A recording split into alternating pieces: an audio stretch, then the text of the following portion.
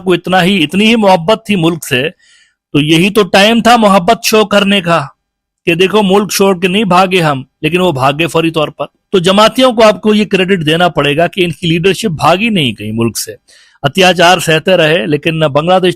अस्सलाम वालेकुम ji, welcome back to my channel. Hope आप सब बिल्कुल ठीक-ठाक होंगे। मेरा नाम स्वैन है, आप देख रहे हैं स्वैन रिएक्शंस बंगला। यहाँ पे जी आज हम बात करेंगे ढाका यूनिवर्सिटी में होने वाले इलेक्शंस के बारे में। हर कोई इन इलेक्शंस को देख रहा था कि ये इलेक्शंस होंगे तो इसमें स्टूडेंट्स किसको सपोर्ट करेंगे। तो यहाँ पे एक बहुत हिस्टोरिक किस्म का जो रिज़ल्ट है वो सामने आया है कि यहाँ पे स्टूडेंट्स ने किसके हक में वोट डाले हैं। अभी आप लोगों के साथ बहुत अहम किस्म की रिपोर्ट शेयर करेंगे। पाकिस्तान मीडिया इस पे डिस्कशन कर रहा है, पाकिस्तान मीडिया ने इस पे अपना एनालिसिस दिया है, तो काफ़ी इंटरेस्टिंग रिपोर्ट है ये। अभी पहले ये देखेंगे, फिर इस पर मज़ीद अहम पॉइंट्स पे मैं आप लोगों के साथ बात करूँगी। वीडियो आप लोगों ने आखिर तक देखनी है, स्किप नहीं करनी। चैनल पे न्यू है तो चैनल को लाजमी सब्सक्राइब और बेल आइकॉन को लाजमी क्लिक करें। सो चलते हैं, देखते हैं वीडियो, लेट्स गो।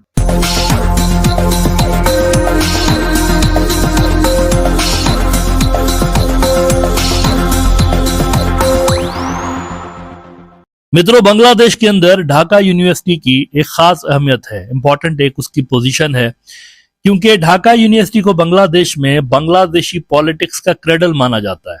बांग्लादेश की जो नेशनल डायरेक्शन होती है ना, उसको ढाका यूनिवर्सिटी शेप कर रही होती है। वहां पर लोग क्या सोच रहे हैं, स्टूडेंट्स क्या सोच रहे हैं, बच्चे क्या सोच रहे हैं, यही आगे चलकर बांग्लादेश की नेशनल डायरेक्शन बनता है। अब ढाका यूनिवर्सिटी में क्या सोच है, वहां पर किस तरह से मुख्तलिफ नेशनल इश्यूज को देखा जाता है या फॉरेन पॉलिसी को किस तरह से देखा जाता है, इस चीज का फैसला होता है असल में वहां पर होने वाले सेंट्रल स्टूडेंट्स यूनियन के इलेक्शन के अंदर। मुख्तलिफ पार्टियां होती हैं, उनकी स्टूडेंट विंग्स हैं, वो अपने अपने नजरियात पेश करती हैं, अपनी अपनी आइडियोलॉजीज बताती हैं स्टूडेंट्स को। अब किसकी आइडियोलॉजी बाय की जा रही है, किसकी नहीं बाय की जा रही, ये पता चलता है इलेक्शंस के अंदर, वहां पर जो इलेक्शंस होते हैं। पिछले दिनों बांग्लादेश के अंदर ढाका यूनिवर्सिटी में ये वाले इलेक्शंस हुए सेंट्रल स्टूडेंट्स यूनियन के, और इसका रिजल्ट सामने आ गया है।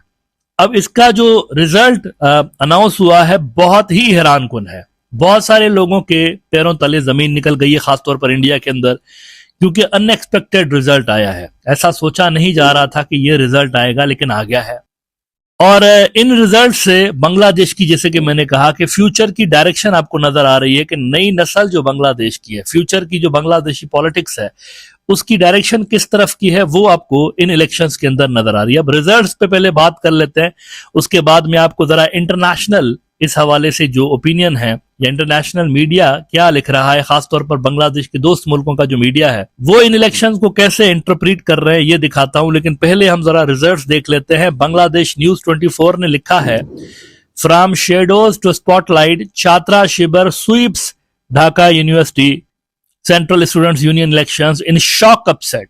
From long time marginalization to dominance, Shiver secures VP, GS, AGS posts in a historic upset at Dhaka University. ये जमात इस्लामी की स्टूडेंट विंग है, वही जमात इस्लामी जिसने इतने अरसे तक टॉर्चर बर्दाश्त किया, मार खाते रहे इनके पॉलिटिकल वर्कर्स, इनको बैन भी किया गया, इनको दहशतगर्द तंजीम भी डिक्लेयर करने की कोशिश की गई, इनकी जो आइडियोलॉजी थी उसको खतरनाक करार दिया गया और उसको कंटेन करने की कोशिश की जाती रही इंटरनेशनल लेवल पर, बांग्लादेश से बाहर की लेवल पर। यानी इंडिया मुकम्मल तौर पर इन्वॉल्व रहा इस पार्टी को क्रश करने के लिए, बिकॉज वो समझते थे कि ये पार्टी अगर बांग्लादेश में उभर के सामने आ गई या ये नजरिया सामने आ गया, आइडियोलॉजी, तो it will be all over for India, game over हो जाएगी उनकी।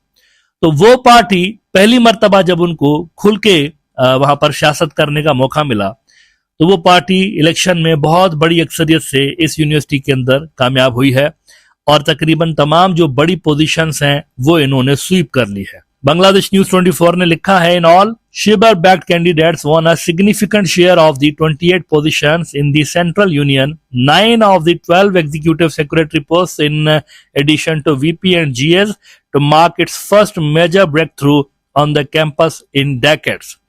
कई डेकेड्स के बाद ये पहली बार हुआ है कि बांग्लादेश के अंदर इतनी बड़ी सियासी तब्दीली आई है, इस यूनिवर्सिटी के इलेक्शंस के अंदर भी। और ये आपको, जैसे कि मैंने प्रोग्राम के शुरू में कहा, कि नेशनल डायरेक्शन शो कर रही है कि बांग्लादेश की सियासत किस तरफ जा रही है फ्यूचर में। जैसे कि मैंने कहा कि ये यूनिवर्सिटी बांग्लादेश की सियासत की, उसकी पॉलिटिक्स का क्रेडल है। ढाका यूनिवर्सिटी जो सोच रही होती है ना, वही बांग्लादेश सोच रहा होता है, इस तरह से माना जाता है ना। अब आते हैं इंडिया में, तो रोना धोना है, वहां पर तो छोड़ दीजिए, उसका क्या दिखाऊं। मतलब आप अंदाजा लगा सकते हैं कि वो दुख में है, यानी वहां पर दुख है। उनको अंदाजा नहीं था कि इतनी बड़ी विक्ट्री हासिल कर लेंगे। उनको लग रहा था मेजॉरिटी लेंगे, लेकिन इतनी बड़ी जो लैंडस्लाइड विक्ट्री उन्होंने हासिल की है ना, इसका इंडिया में अंदाजा नहीं था। अच्छा, इंडिया को तो खैर शेख हसीना साहिबा के मुल्क से भागने का भी अंदाजा नहीं था। जिस रोज वो भागी थी ना बांग्लादेश से, उस रोज सुबह तक भी उनको नहीं पता था कि ये 12 बजे भाग जाएंगी। तो इंडिया को तो क्या, मतलब उनके अंदाजे को क्या कहें। लेकिन मैं जरा दोस्त ममालिक का रिएक्शन दिखाता हूं कि उनका मीडिया क्या लिख रहा है। टीआरडी वर्ल्ड एक बड़ा टर्की का न्यूज आउटलेट है। इन्होंने देखें क्या लिखा हुआ है। बांग्लादेश स्टूडेंट्स वोट इन की ढाका यूनिवर्सिटी यूनियन पोल्स। ये इलेक्शन से पहले उन्होंने लिखा था, nearly 40,000 to cast ballots in what is being seen as the first national test of democracy since last year's student led uprising. TRT world ने कहा कि ये डेमोक्रेसी की टेस्ट है, ये वाले इलेक्शंस बांग्लादेश की डेमोक्रेसी का पहला टेस्ट है। और वो टेस्ट मैं समझता हूं कि बड़ा सक्सेसफुली बांग्लादेश ने पास कर लिया हुआ है। लेकिन अनादुलू एजेंसी ने रिजल्ट्स के हवाले से कुछ लिखा है। ये भी तुर्की का बड़ा न्यूज आउटलेट है। अनादुलू एजेंसी कहता है कि Jamaat student wing wins Dhaka university election in political upset. Victory marks first time Islamist group secures landslide in South Asian nation's campus vote. पहली बार हुआ है 1971 के बाद, पहली मर्तबा ऐसा हुआ है कि जमात इस्लामी की स्टूडेंट विंग को इतनी बड़ी कामयाबी नसीब हुई है। बड़ा एक जानदार किस्म का इलेक्शन हुआ है। 78% स्टूडेंट्स ने वोट डाला है। This is very high turnover. कहते हैं more than 78% of students voted in the 8-hour ballot which university authorities described as largely fair. अच्छा, इसके अलावा इस सिलेक्शन की जो इंपॉर्टेंस है और ढाका यूनिवर्सिटी की जो इंपॉर्टेंस है, इस हवाले से अनादुलू एजेंसी ने लिखा है कि Dhaka university has long been seen as a cradle of Bangladesh politics. Analyst say the vote signals anger at past governments and could shape the country's national direction. ये बड़ी काम की बात है। वो कहते हैं उनके एक्सपर्ट्स के ये जो रिजल्ट्स है ना, ये असल में गुस्से को रिफ्लेक्ट कर रहे हैं। प्रीवियस जो सरकारें थी, ऑब्वियसली शेख हसीना की तरफ इशारा है कि वो जो सरकारें थी और उनकी जो पॉलिसीज थी ना, उनकी तरफ एक गुस्से को इस वोट ने रिफ्लेक्ट किया है। ढाका यूनिवर्सिटी के अंदर एक गुस्सा है नई नस्ल के अंदर, और उनकी जो सोच है वो असल में इन इलेक्शंस में रिफ्लेक्ट हुई है। एक बड़े जबरदस्त प्रोफेसर हैं Shahjalal university of science and technology के, मोहम्मद शहाबुल हक साहब प्रोफेसर है वहां पर पॉलिटिकल स्टडीज के। उनको कोट करते हुए अनादुलू एजेंसी ने लिखा है कि yes, Dhaka university and its student union election are considered to be a paradigm for Bangladesh national politics. और आगे वो कहते हैं कि he said the result reflected frustration with former prime minister Sheikh Hasina's administration. Jamaat and Chhatra Shibir were among the political groups that faced political prosecution in the last 15 years under Sheikh Hasina government. और ये भी मानना पड़ेगा कि उन 15 सालों के अरसे के दौरान ये कहीं नहीं गए, ना जमातियों की लीडरशिप कहीं गई मुल्क छोड़ के, ना इन्होंने किसी और मुल्क में पनाह ली, बल्कि फांसियों पर भी चढ़ते रहे। हमने देखा इनको फांसियां भी दी गई, लेकिन ये मुल्क छोड़कर नहीं गए। जबकि दूसरी तरफ हम देख रहे हैं कि अपने आप को बहुत बड़ा कोई हमदर्द बताने वाले बांग्लादेश के अवामी लीग के जो नेता हैं, जो ही कुर्सी से उतरे हैं, नेक्स्ट फ्लाइट पकड़ के फौरी तौर पर पहुंच गए कलकत्ता और न्यू दिल्ली। भाई, अगर आपको इतनी ही मोहब्बत थी मुल्क से, तो यही तो टाइम था मोहब्बत शो करने का कि देखो मुल्क छोड़ के नहीं भागे हम, लेकिन वो भागे फौरी तौर पर। तो जमातियों को आपको ये क्रेडिट देना पड़ेगा कि इनकी लीडरशिप भागी नहीं कहीं मुल्क से, अत्याचार सहते रहे, लेकिन बांग्लादेश छोड़ के नहीं गए। तो पहली मर्तबा उनको एक ओपन ग्राउंड मिला खेलने के लिए, वरना तो हमेशा इनके ऊपर बैन होता था और इनके ऊपर यानी ये एक सख्तियों में रहते थे हमेशा। यानी इंडिया भी इनको प्रेशराइज करने की कोशिश करता रहता था और अवामी लीग भी करती रहती थी। लेकिन जो ही हालात साजगार हुए हैं, तो आपने देख लिया कि इनकी जो कारकर्दगी है वो कितनी मिसाली रही है। अच्छा, अब यहाँ पर जो बॉटम लाइन है ना, इन तमाम इलेक्शंस का ये जो सारा एक्सरसाइज हुआ है, इसकी बॉटम लाइन यह है कि बांग्लादेश की मुस्तकबिल की सियासत इस तरह की आपको नजर आ रही है। जो नौजवान नस्ल है बांग्लादेश की, वो ना तो अवामी लीग की सियासत को चाहते हैं, ना उनकी पॉलिसीज को चाहते हैं, बल्कि उसके रिवर्सल की जो ग्रुप बातें कर रहे हैं उसको पजीराई मिल रही है बांग्लादेश की यूथ में। वहां के जो यंगस्टर्स हैं वो एंटी इंडिया, एंटी अवामी लीग और एंटी फाशिस्ट जो सोच है उसको प्रेफर कर रहे हैं। यानी ये वही आइडियोलॉजी है जो कि गुज़िश्ता साल बांग्लादेश के अंदर रिवॉल्यूशन लेकर आई है, और इसीलिए अनादुलू एजेंसी ने आखिर में लिखा है कि this victory belongs to all the stakeholders of the July revolution, said Kayem, referring to the uprising that ousted the Awami League government.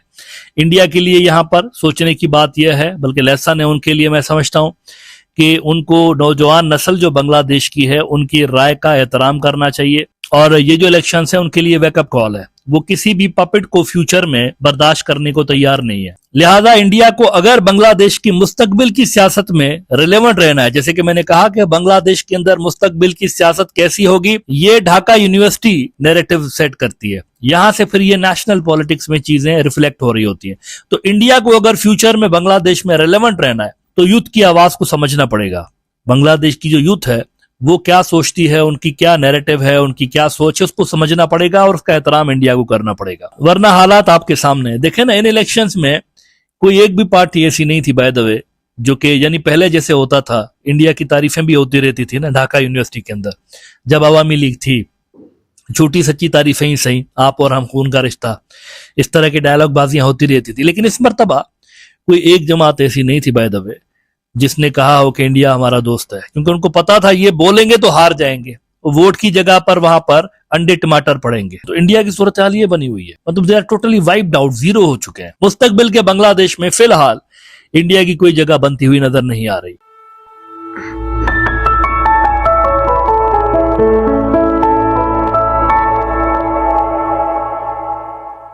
ये रिपोर्ट आप लोगों ने देखी है।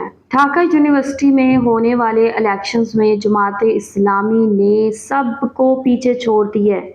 यहाँ पे सबसे ज़्यादा वोट जो है जमात इस्लामी की जो पार्टी है, स्टूडेंट पार्टी है, उनको डले हैं। तो यहाँ पे ये चीज़ देख के इंडिया में एक बहुत ज़्यादा शौक जो है वो नज़र आ रहा है, और इंडिया ये चीज़ देख के बहुत ज़्यादा हैरान है कि आखिर बांग्लादेश इस पार्टी को, ये इस्लामी पार्टी जिसको कहा जाता था कि ये तो दहशतगर्दों की पार्टी है, और शेख हसीना की जानिब से इनको बहुत दबाया गया, इनके बहुत सारे लीडरान को फांसियां दी गई। लेकिन आज ये साबित हुआ कि बांग्लादेशियों की चॉइस यही इस्लामिक पार्टी है। यही वजह थी कि शेख हसीना की जानिब से इनको हमेशा दबाया गया और इनको हर जगह पे पीछे रखने की कोशिश की, इनको ख़त्म करने की कोशिश की, लेकिन इसके बावजूद ये लोग डटे रहे। बिल्कुल बांग्लादेश के अंदर जो अपना काम था उस पे, ठीक है, जो काम था, जो रास्ता था, उस पे चलते रहे। और आज फाइनली जो है ढाका के स्टूडेंट्स ने अपना फ़ैसला सुना दिया। उन्होंने बता दिया कि हमारी सपोर्ट जो है इसी इस्लामी पार्टी के साथ है और हम इसी के ही हक में, या हम इसी को ही सपोर्ट करेंगे। यहाँ पे जो टर्नओवर है वो 78% रहा है, 78%, जो कि अभी तक का सबसे बड़ा टर्नओवर है। और बड़ी तादाद में जो स्टूडेंट्स हैं उन्होंने इसमें वोट डाला है, और जो इसके अलावा जो लाइक फालतू की जमातें हैं उन्होंने, जाहिर सी बात है, उन्हें बहुत ज़्यादा एक लॉस जो है वो फेस करना पड़ा। और यहाँ पे जमात इस्लामी जो है वो सब पे भारी पड़ गई है। तो बहुत यार एक ऐसी चीज़ है कि इंडियन मीडिया पे इसको बहुत ज़्यादा इस तरह डिस्कस किया जा रहा है कि आखिर बांग्लादेश ने किसको सपोर्ट कर दिया। बांग्लादेश के लोग तो यार दहशतगर्दों को सपोर्ट करते हैं। इंडियन मीडिया में जो एक तासुर जो बनाया जाता है, तो यार यहाँ पे आप किसको सपोर्ट करना चाहते हैं, ये हर एक का एक फंडामेंटल राइट है। आप अपनी मर्ज़ी से वोट डाल सकते हैं, और आगे इंशाल्लाह बांग्लादेश में वोट भी होने वाले हैं। तो लेट्स सी कौन आता है गवर्नमेंट में, कौन गवर्नमेंट बनाता है बांग्लादेश में। आप लोग क्या कहेंगे इस हवाले से? आप लोगों का क्या कहना है? जो भी कहना चाहते हैं लास्ट में बताएं कमेंट सेक्शन में। वीडियो को लाइक शेयर लाजमी करें, अपना ख्याल रखें, अपने चैनल का भी। I will see you till then, take care, अल्लाह हाफिज़, बाय।